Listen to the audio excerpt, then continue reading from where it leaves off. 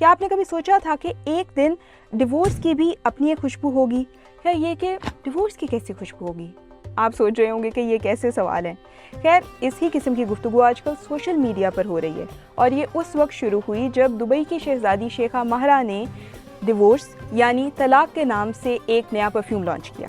Dubai کے شیخ محمد بن راشد ال مکتوم کی بیٹی شیخہ ماہرہ وہی شہزادی ہیں جنہوں نے اسی سال جولائی یعنی 2 ماہ قبل انسٹاگرام پوسٹ کے ذریعے اپنے شوہر کو طلاق دینے کا اعلان کیا تھا۔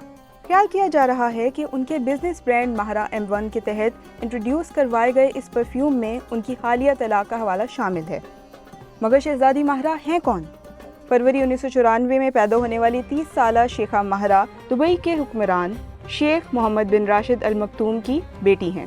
ان کی پرورش متحدہ عرب امارات میں ہوئی اور ان کی والدہ یونانی شہریت بھی رکھتی ہیں، جبکہ نیوز ایجنسی الجزیرہ کے مطابق شہزادی ماہرہ یونانی اور عربی دونوں زبانیں بول سکتی ہیں۔